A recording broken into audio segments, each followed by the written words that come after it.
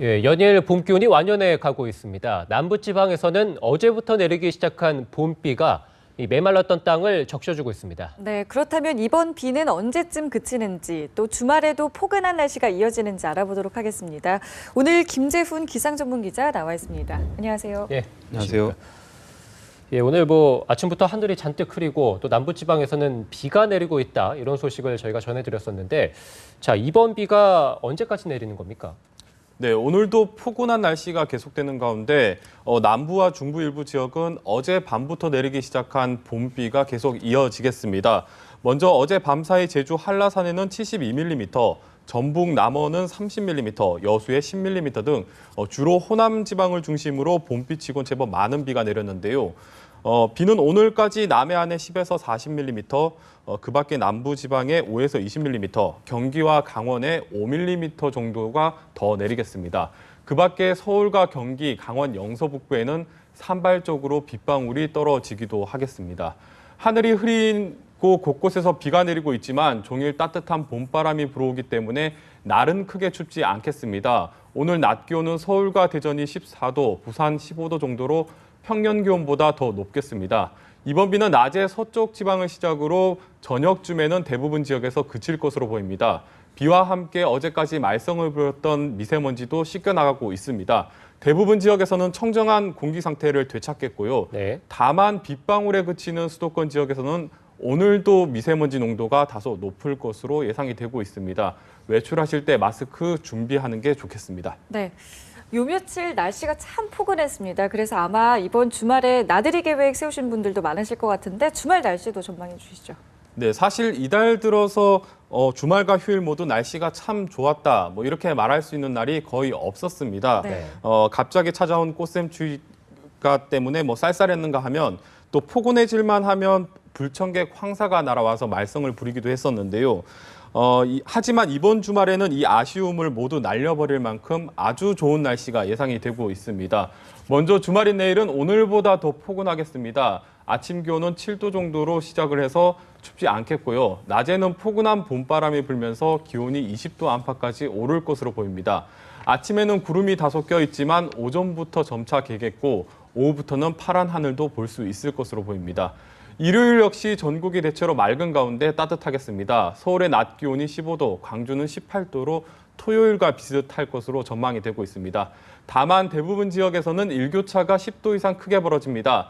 날이 따뜻해져서 옷차림이 다소 가벼워질 것 같은데 이럴 때일수록 감기 조심해야 되겠습니다. 예, 저희가 봄 계절을 기다리면서 가장 또 기다린 것 중에 하나가 봄꽃 구경 아니겠습니까? 네, 많은 분들이 지금 봄꽃이 언제 피냐 기다리고 계실 것 같은데 자, 아직까지는 저는 못 봤는데 자, 어떻습니까? 봄꽃 개화는? 네, 남녘에서는 이미 봄 기온이 완연합니다. 네. 아무래도 중부보다 남부지방이 기온이 높기 때문에 화사한 봄꽃들이 먼저 피기 시작을 하는데요. 봄 소식을 가장 먼저 알린다는 매화나 산수유 같은 꽃들은 남해안 쪽에서는 이미 만개를 했습니다. 매화꽃은 이제 서울에서도 하나둘씩 피어나기 시작을 하고 있습니다.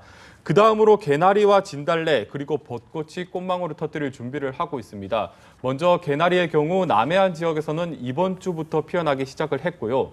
아마도 이번 주말을 지나면 남부 대부분 지방에서는 화사한 개나리를 볼 수 있을 것으로 전망이 되고 있습니다.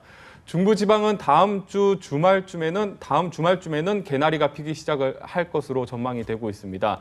진달래 역시 개나리와 비슷하게 남부 지방은 다음 주, 중부 지방은 이달 말쯤에 활짝 피겠습니다. 4월로 넘어서면 봄의 절정을 알리는 벚꽃이 꽃망울을 터뜨립니다. 이달 말부터 남부 지방에서 벚꽃 전선이 점차 북상을 하겠고 4월 둘째 주 정도 되면 서울에서도 봄바람에 흩날리는 벚꽃을 볼 수 있을 것으로 전망이 되고 있습니다. 네.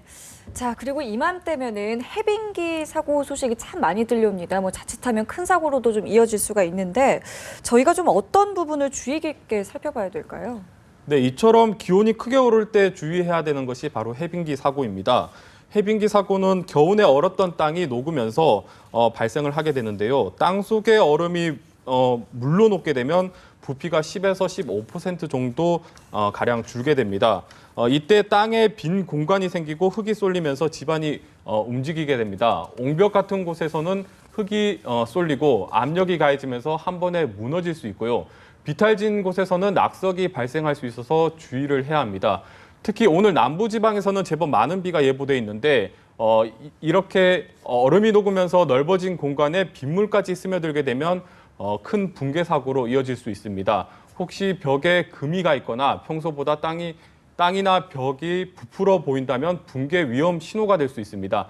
또 경사면에서 돌이나 흙이 흘러내리는 건 역시 붕괴 가능성을 의심해 봐야 합니다. 네. 지자체에서도 해빙기 때마다 감시하고 있지만 아무래도 인력상 한계가 있습니다. 네. 이런 징후들을 발견을 했다면 가까운 지자체 담당 부서로 반드시 신고를 하고 점검을 받아보는 게 좋겠습니다. 네, 알겠습니다. 지금까지 김재훈 기상전문기자였습니다. 고맙습니다.